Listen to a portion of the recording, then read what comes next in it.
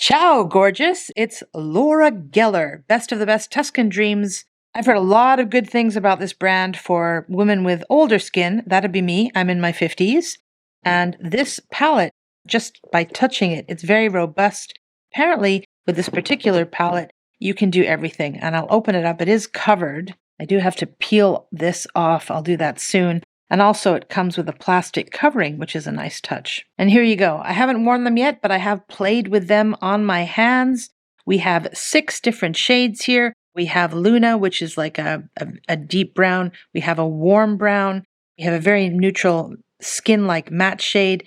And then a pearl shade, more of an orangey glitter and a purpley glitter. And this one here is a highlighter. This is the one I'm probably going to make use least of. And second after that least of is like this Roman holiday, and I believe this is some sort of bronzer. I'm not a big user of bronzer, I have to admit, but the star has to be this Starfish Island blush. This is such a gorgeous, gorgeous color. Now it looks right on the skin here, you're thinking, oh my God, that's bright. But on my cheeks, I absolutely love this. I think it's one of these peachy pinks that's flattering to all skin tones. I decided to go with Luna for the outer edge, Terrosa for the main part of the eye, and some Alba on the mid part. And I tried all of these, maybe a little less of this one. Okay, a few discoveries. First of all, I like the pink. Second of all, the bronze I like better than I thought I was going to, so that's nice.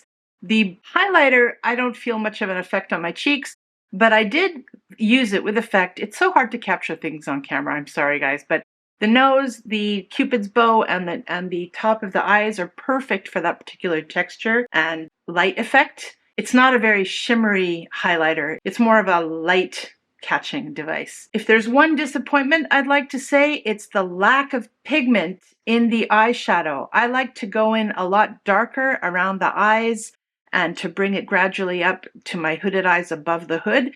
And I packed it on and I could not get the depth of color I was looking for.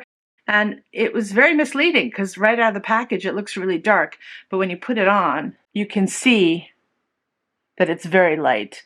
And that's okay. It looks great, but not what I was expecting for sure. But the flip side of that is that it is a very beginner-friendly palette and something that if you want to just put on your makeup in 5 minutes without screwing it up, I think you can definitely do that with this palette. For me personally, I do want more pigment in the eyeshadows at least. The cheeks are very vibrant and maybe too vibrant on camera. If you have a darker complexion, I'm not sure, but this palette might not work for you. When I was designing this, I wanted every woman to have their makeup bag in one palette without the bulk.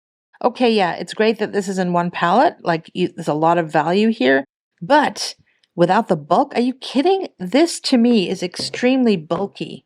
Most of my palettes and eye makeup items are half the width and a quarter of this size. I travel quite a bit, and this is definitely a palette that I am not taking with me.